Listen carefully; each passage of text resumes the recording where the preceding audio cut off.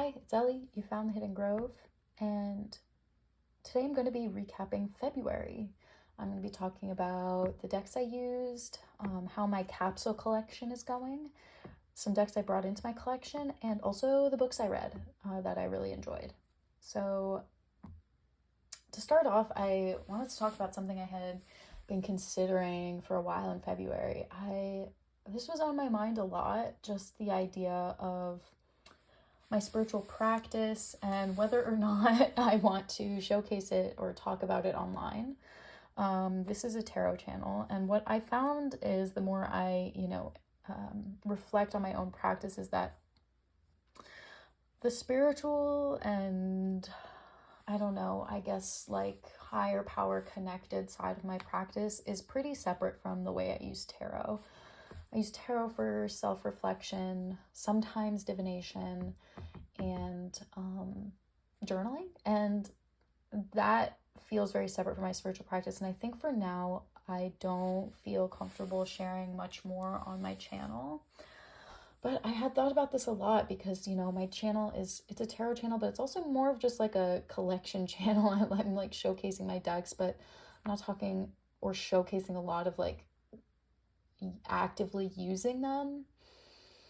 And I guess this is like a whole other video topic, but I've been thinking a lot about like what it means to be authentic online and like what it means to have a channel or like I guess a social media channel showcasing things about your life. And I just decided that I can't think too much about it. It's got to be for fun.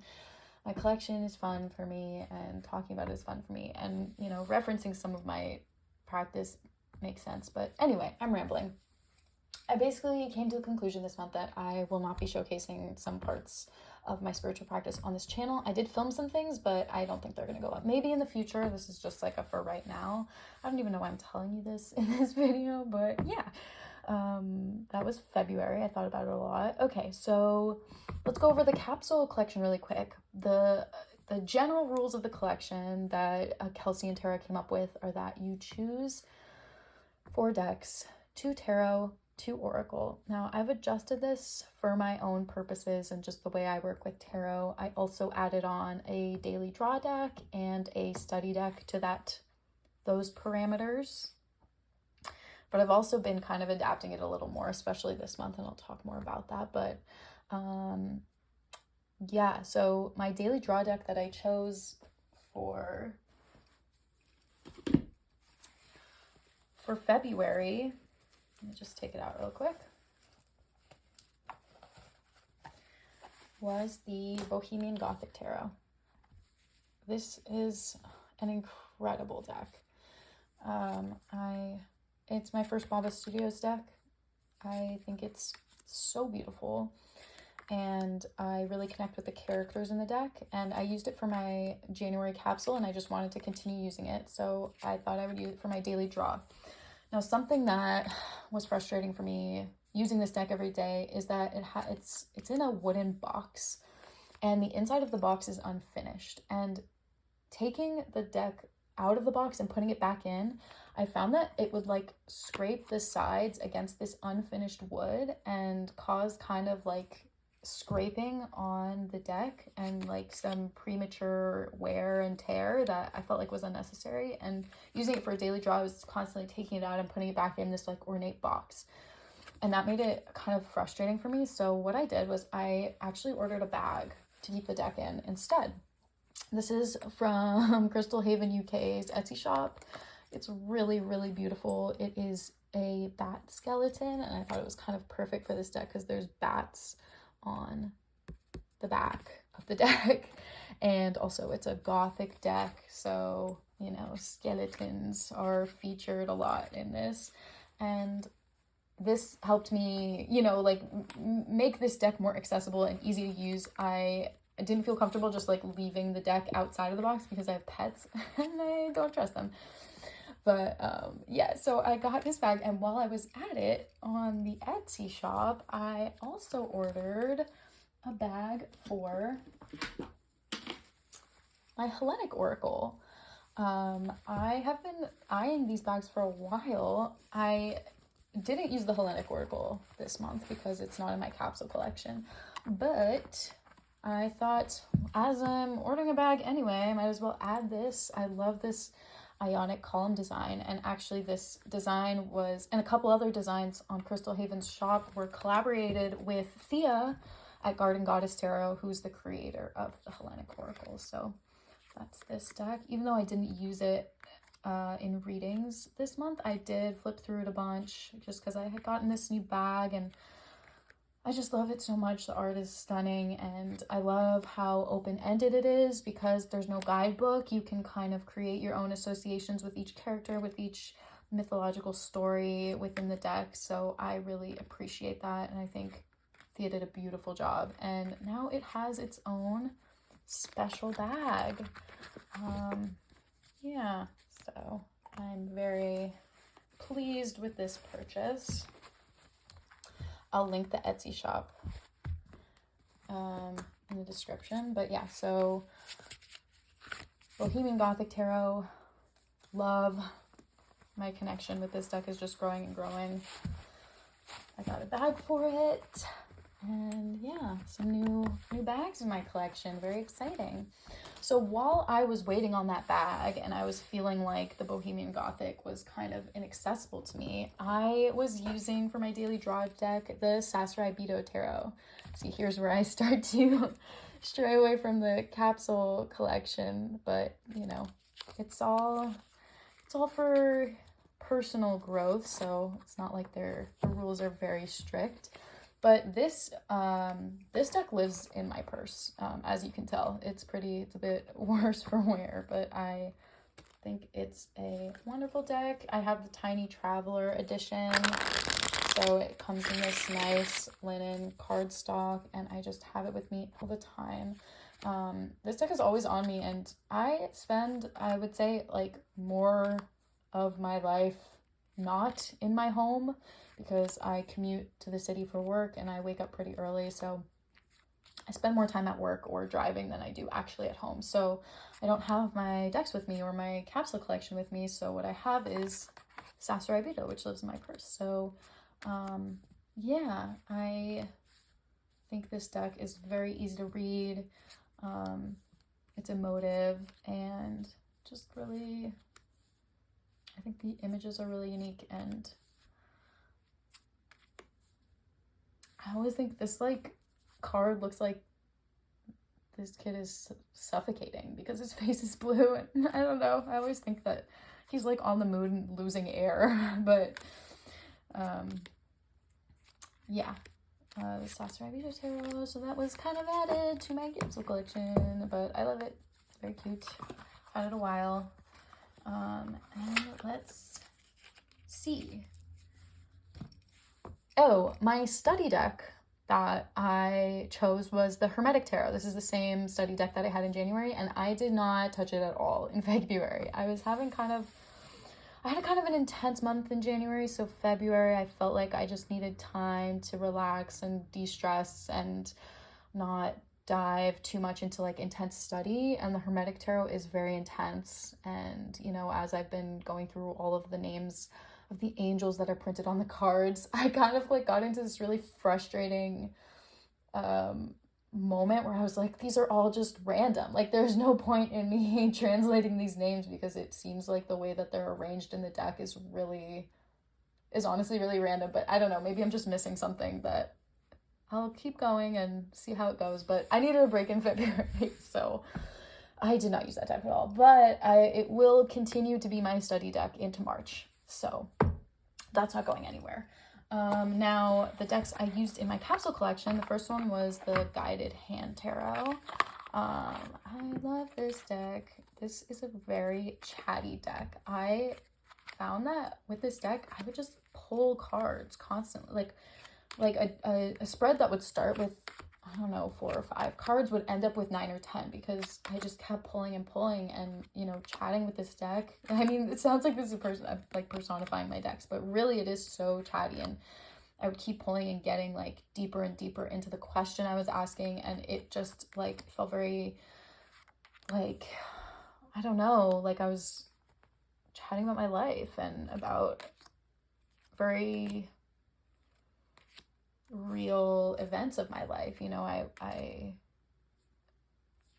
really think this deck is unique for me in the way that it feels like all of these characters are like just existing in their normal habitat, in their normal spaces. Like they're not posing, they're just kind of like being.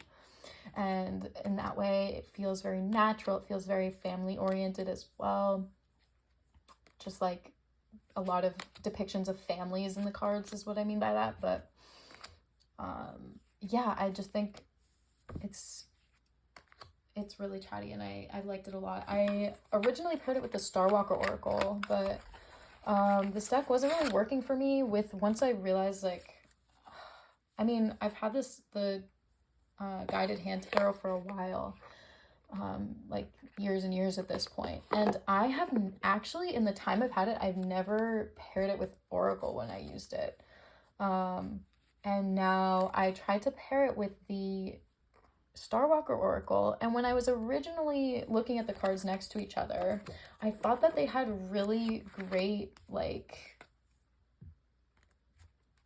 a kind of like a synergy going. But what I realized about the Starwalker Oracle, it's a very much like, how do I say this, like main character energy deck. Like all of the messages are big, kind of overarching themes that you want to build off of the specific message, and that's not a bad thing, and I don't think that this is a bad deck. But because of the way I was using the guided hand tarot, because I was kind of just like pulling and making it more like a conversation than like a guided specific focus on like a big concept like infinity or community or Starwalker, you know, transformation.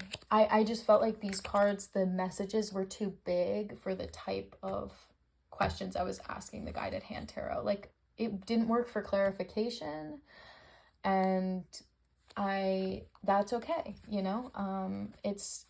Each oracle decks are so unique because each of them communicates in a different way, and the type of message it communicates is different. Like, okay, wait, here's an example. For example, like I would like the Sovereign Oracle. This deck is almost, I would say, opposite to a deck like the Starwalker. Like you have messages that are very practical and action oriented, and in the deck you have like literal actions you can do to reflect on, initiate, or undergrowth. And this is like a perfect clarifying deck because you can just add card after card and it doesn't feel like it's taking the message of your tarot reading away to like a bigger, more intense space like this does. Like if I pulled Cosmic Connection in my little chatty reading, that would bring the reading to like a whole different vibe. Whereas if I was chatting and then I got play or desire or taboo, these are all just like everyday concepts, container, that that's why I love this deck so much. It's just like perfect for everyday readings. So what I'm learning through this capsule collection is that this is why we have many decks, because the Starwalker and the Sovereign Oracle are so different. So it was hard for me when I chose just, you know, one Oracle deck to use with these cards, because if I was having a type of reading that didn't warrant the type of messages that came from the Starwalker, I felt a little trapped because maybe I did want clarification and this just wasn't the right deck. So in the future, I don't think I'm going to limit myself with Oracle. I'm still going to choose 4 decks and 2 Oracle decks to incorporate into my collection just to get to know them better and get to know how they read better. But if I feel that need to have a specific type of message, great. This is the reason I have so many decks, is so that I can get those messages from a deck like this when I need them and not limit myself from that. Like an example is at the beginning of February, I was doing a reading with the guided hand tarot, like about like a specific thing that happened in one of my relationships, and I I was, you know, thinking about this event and this conversation that I had, and like chatting with the guided hand. And I was like, wow, I just really, I want like an emotion word to put with what I'm, you know, thinking about, and to attach to this conversation that I had. So I used the Reclaim Oracle, because this is the perfect deck for getting that emotion word. You know, it's a very specific type of deck. And when I first got this deck, I didn't like it at all, and I wanted to rehome it because I was trying to use it like just in general readings. But now that I realize that this deck is just for one specific type of thing for me, you know, I use it in a very specific instance.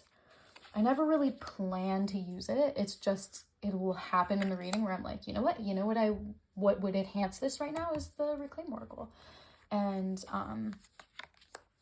yeah, so that's what I think is so cool about having deck collections, is that you get these like unique types of like message transmission from each deck.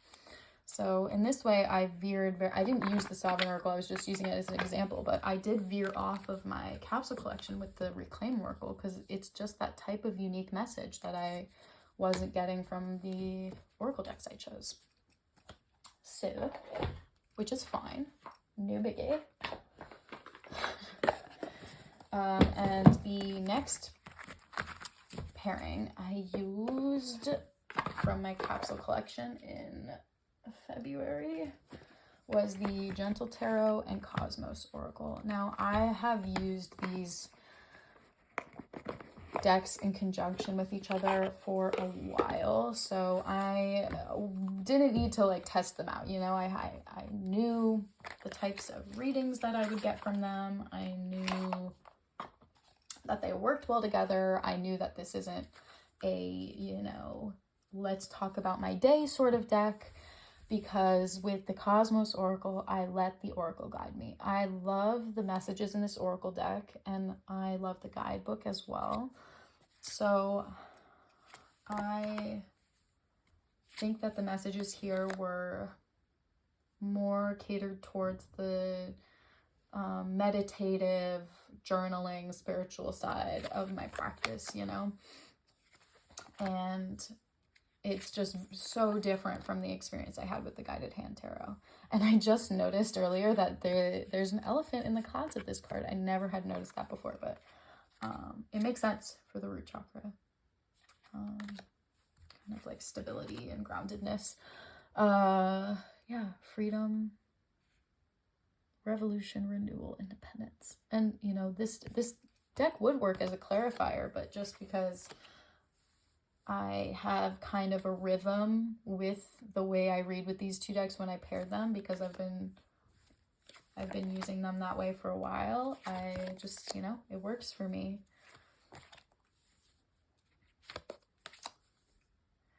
So yeah, I maybe use this pairing like 4 or 5 times throughout the month. I don't use tarot every single day, except for my daily draw. So, because I spend so much time away from home, so I'm not like using cards constantly, but when I do, I really sit down and spend a while with them, because I think that I can learn so much from reflection. Okay, so that was all the decks I used in February. Great. Now I'm going to talk about the two decks, I know, it's supposed to be one, but I added 2 decks to my collection. The first one is the Circe Tarot. Oh, the card was stuck in there. Wow. I think this deck is amazing.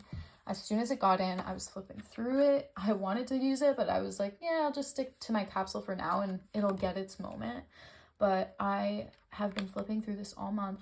It's so good. It's such a great RWS clone. Honestly, as soon as I got it in, I was like, well, okay, I can get rid of all of my other RWS clones, because this one this one is awesome. I'm not actually going to do that, but it just is so great. I can tell the meaning of the card without having to know like who's in the card. Like, this is Hephaestus, but I can see that it's the Eight of Pentacles without needing to make the association to a Hephaestus. But then he's there if I want to go deeper into the meaning and bring in that mythological aspect. But I don't need to, which is what's so cool about this deck, is that it's not relying on the mythology to tell the story of the card. It's still, or to tell the meaning of the card, it still has all the necessary symbolism to get the meaning through, which I really appreciate. And then if you want that kind of extra push to dive deeper into the mythology, you can. So this is just awesome. And yeah, I'm really excited to use it. I think sometimes I'll buy a deck and I'll be like, why did I do that? But this one, nope. I have 0 regrets. So that was the first deck. The second one I saw on Facebook Marketplace, and I just had to because it was, you know, at a really good used price, and it has been on my wish list forever, for years. And it's the Mountain Dream Tarot. I have been wanting this deck for so long, and I just never got it. First off, because the shipping on B Nettle's website is just so high. It's like $25 or something for the shipping on top of like the price of an indie deck. So yeah, I got this recently in the mail, so it's still in order. I just think it's such a great deck. It's like a cornerstone of, I feel like, the tarot world. This is such a, I feel like, I don't know, it's just a classic, like, and it's so 70s, and these people, you can just tell they're like living their lives, and they're like, okay, yeah, like, I'll take a picture, let's do it. And it's very chill and very lighthearted, and like the spirit of friendship is in this deck for sure. So I'm really excited to use it. I am trying to think if I have any other, yeah, like straight up photography decks. Like I have the sorry, my necklace is making noise. I'm gonna take it off. It's distracting me. I'm trying to think if I have any other, like, I have the Witch's Tarot, which is a photography deck like this. I have a lot of collage tarot, but this is so great because it's like the photographing of, yeah, it's so, I'm really excited to use it. So yeah, that's another new deck in my collection, and these backs are awesome. I also, so those are the two I added to my collection. I also bought a deck that I saw secondhand on Facebook Marketplace, like for a friend, but since it's not gonna be a part of my collection, I bought it for a friend, and I'm pretty sure she watches my channel, so I don't want to show it, so it's a surprise. Another thing that came in, not a new deck, but my last video I talked about how I got the Erica's Lenormand of Hope, and the box was spent, and it was actually starting to warp the cards. So I let the creator know, and I asked, oh, like, could I like buy, do you have like an extra tin I could buy? And they just sent me a whole new deck, which is great. Really nice. And now it's like, I'm gonna leave it in the wrapper because all I wanted was the new tin. So I put the old deck that I had in the new tin. Which is, there it is. And now I have this just like new wrapped copy of the Lenormand, which I'll probably give to a friend. I'll put it in a bag or something because I don't want this one to also get like warped in the tin, in the broken tin. But yeah, that was just really nice of them, and just these creators, that was really kind of them to send me a new one, so I'm grateful for that. And the creators are La Panther. And yeah, so all the new things that I got in the mail. Alrighty, let's talk about the books I read. Okay, in February I read 13 books. And I'm just going to go through and talk about kind of the most notable ones for me. Something funny, a category I added to this list when I was like planning my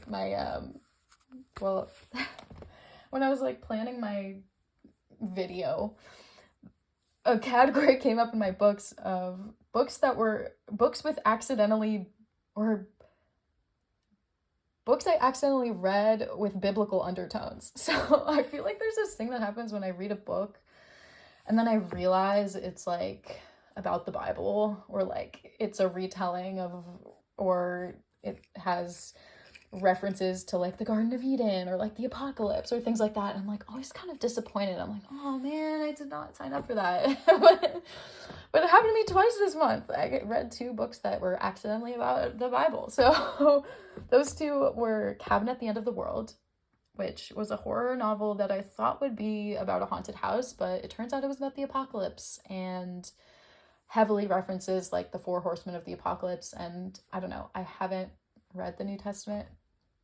I'm Jewish, but I know vaguely of this story. And yeah, I mean, it was fine, but I was like, oh man, was not, yeah. And the other one was Comfort Me with Apples, which was actually a beautiful story, and it's a novella. It's like 90 or 100 pages or something like that, so I read it super fast, but it did end up being about Adam and Eve, and I should have known from the apples. Comfort me with apples, you know, Garden of Eden, sin apple, or whatever. I don't know. So, accidentally religious books. Great. And, okay, from that, I'll move into my favorite books that I read this month. First one is Dowry of Blood. I don't have all of the books that I read this month. Like, those last 2, I don't have them because they were library books. But I got this book from the library and I loved it so much that I bought my own personal copy because it was just that amazing, and that rarely happens for me. And this book is not for everyone. It's a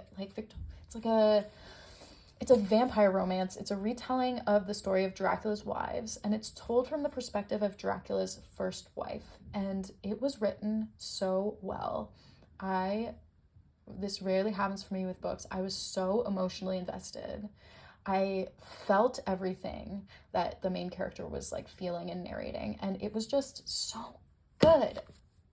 Oh, yes, I love it. And it was crazy because immediately after I finished the book, I was like, okay, I want to reread it right now. And that doesn't happen to me a lot, so I really love this book. Okay. Another book that I loved that when I was so disappointed with The Cabin at the End of the World because it was about the apocalypse, and I was like, oh man, I wanted to read like a haunted house horror. And I got that with Nyctophobia. It's a book about it's a haunted house book, and it's a book about a woman who basically her childhood fear of the dark gets triggered when she moves into this house that half of the house is bathed in light and has windows and is open and you can always see the sun, and the other half is like shrouded in darkness and there's no windows and it's completely dark in there. And it was the perfect amount of suspense.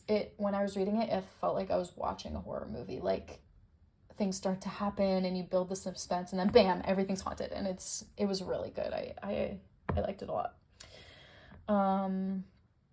I also read a book by an author that I really love, Mona Awad. She wrote my favorite book. Not my favorite book, but one of my favorite books of last year, which was Bunny. And I read her book Rouge. She writes a similar kind of book where it's about a person, the character, like becoming obsessed with something or like joining a cult or like kind of like descending into madness in a way. It's like these descent of madness into madness stories. And she writes it so well. Like you can literally feel the character slowly losing their mind with the way that the narration is written. Like it starts off normal narration and then it just descends into insanity. It's really great. I didn't like this book as much as I liked Bunny, but it was good. So Rouge is about, it's a commentary on the beauty community and the like cosmetics industry and like beauty influencers, and I thought it was great. Okay, another book I loved, which I still have my library copy because it's due in like 2 days and I have to bring it back, but Tress of the Emerald Sea by Brandon Sanderson. This Okay, so this book was on his Kickstarter. Brandon Sanderson ran the highest funded Kickstarter campaign of all time when he released 4 mystery books. And you could buy these mystery books and he would send them to you over the course of a couple months. I unfortunately did not back that Kickstarter because it was like a couple $100s to get the books at the time. But this was the first of his mystery novels, Tress of the Emerald Sea. First of all, look how beautiful these end papers are. Oh my goodness, it's like stunning. And you have a portrait of the main character Tress, and this book is about just it's a cozy fantasy, but it has a plot. My issue sometimes with cozy fantasy books is that the authors will spend a lot of time like building the environment and the setting and putting you into this like world that's cozy, and you're learning about the characters and you're becoming invested, and then the book ends and nothing happened. And you're like, wait, what? And I find that a lot with these like cozy fantasy books is that it is cozy and it builds like a really nice setting, but then there's no real stakes and there's no adventure and nothing really happens in the book. And I felt like this was a cozy fantasy book with a real plot, and that was just really amazing. There were stakes, love was on the line. We have this really awesome magic system, or non-magic system, just like world building that it has magical elements. I just thought it was really amazing, and it's a standalone novel, and he built this like amazing world in one book. And I felt like I knew a lot about the layout of the world and kind of a little bit of the politics and things like that. So I thought it was amazing, and I love Brandon Sanderson. I feel like of all authors, I read his book, like he is an author that I come back to a lot. I think I've read more of his books than any other author, just like in amount of books I've read of his. I really enjoy his writing, and I like how all of his books just like, even if they're a part of the series, they feel good as a standalone. Like they all wrap up very satisfyingly in the end. And I really love his world building. So yeah, that was great. Okay, let's be a hater now and talk about the books I really didn't like this month. So the first one is The Neuromancer, and I'm so sad to say this because this is such an iconic book. My brother-in-law bought me this copy, and I really, really wanted to like this. This Neuromancer is the book that started the cyberpunk genre of science fiction. So it was the first book that had that coined the term cyberpunk, and it inspired movies like The Matrix. And like this is the first book where a person like plugs into the Matrix and actually goes into what's known as the Matrix, which is like cyberspace. So that idea comes from this book. The video game Cyberpunk is inspired by this book. It's just a really, really influential book. And I hated the writing style. I thought it was so hard to read. It's about this character who, I don't know, gets caught up in a quest for this guy where he has to steal an artificial intelligence from a company, and there's another more powerful artificial intelligence called the Neuromancer who's trying to get more powerful by like absorbing other AIs. I don't know. I got so lost. I had no idea what was happening. I felt like the book was so choppy, like it was constantly jumping between scenes, and then you were in different locations, and it was very confusing. Also, the main character like had no personality. I wasn't invested in his story at all, or like anything that happened to him. It was like very big things would happen to him, and he just wouldn't really react very emotionally, and I felt disconnected from him. So yeah, I acknowledge that this book is iconic, but I did not enjoy reading it at all. I loved it. I wrote a review about it that was something along the lines of like, you know, when you're reading and you zone out and you realize you didn't absorb anything on the page you just read. That's what this book was like. So yeah, unfortunate, but It just sucks. I really wanted to like it, but you know, it is what it is. Another book I read that I didn't love was the Sunbearer Trials. I think I'm just like not a huge fan of YA fantasy books. It's a YA fantasy, and it's about it's basically like Hunger Games meets Percy Jackson, except with Mayan gods and like gods in Central American gods, which was really cool. The concept was awesome, but the tone of the book was just so off. So basically the concept is like you have these Mayan gods and their children, and every 10 years children are chosen by the sun god Sol to compete in the Sunbearer Trials, where the winner will be able to will basically be the bearer of the sun elixir that keeps the cities safe. And he like, or whoever, they'll transport the elixir from city to city every 10 years to like keep the sunstones, these powerful sunstones that's protecting them alive. And the loser of the trials gets sacrificed, and that's how they make the elixir. And so we have these really high stakes off the bat where you're like, okay, someone's about to be sacrificed. This is crazy. But the tone of the book was not that. Like, they were joking around, they were making fun of each other. It was so weird. They would be in this really intense trial where they're like fighting for their lives. And then the main character's like, oh my God, you haven't seen that movie? Or like, I really want some candy after this. And you're like, what? It's just it was so weird. Like, I felt like I was reading these characters joke around and like have a good old jolly time fighting to not be literally killed, sacrificed. It was crazy. And they were just so chill about it. Anyway, so that was like weird. It was really off-putting to read, but I did like how the book talks about gender dysphoria. The main character is trans, and he talks about his experience with gender dysphoria and like his like coming of age process and discovering all the things about himself. It's great. So that part of the book I did enjoy. I thought was written really well, but other than that, I was like, whoa, the tone is just off. And the last book that I want to hate on, but I don't know if I should.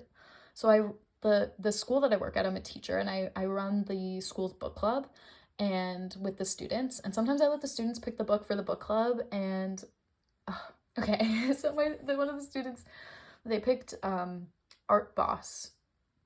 I don't even remember the author, but it was so bad. I don't get paid for the time I spend reading the books for the book club, obviously, and I was just like, okay, you literally would have to pay me for me to keep reading this. It was just like really, really I feel bad because it's like, you know, these kids picked this book, and the girl that picked it actually really liked it, but I just couldn't keep reading it. So, and it ended up being good because, you know, then we had a conversation in book club about like having different tastes and how not everyone, you know, enjoys the same thing. And I talked about like the type of books that I like, and we went around and they talked about the type of books that they liked, and it ended up being a good conversation. But oh wow, this book, it was like written as a like journal entries, and it was supposed to be from the perspective of like a college student, but it was written like a 12-year-old was writing it. Like it was,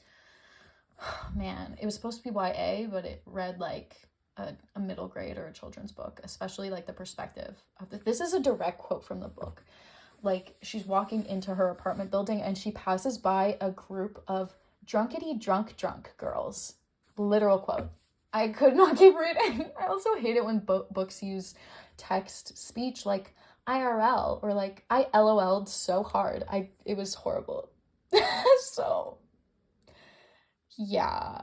Oh, that's also another thing that I thought was weird about the Sunbearer Trials. It was like, we're talking about like demigods and things like that, and then they also have social media. Like, there was TikTok in the book, except they called it Tic Tac, and I was like, this is weird. Anyway, okay, this is me ranting about books, but that was my month, and that's all I have to say. All right, bye-bye.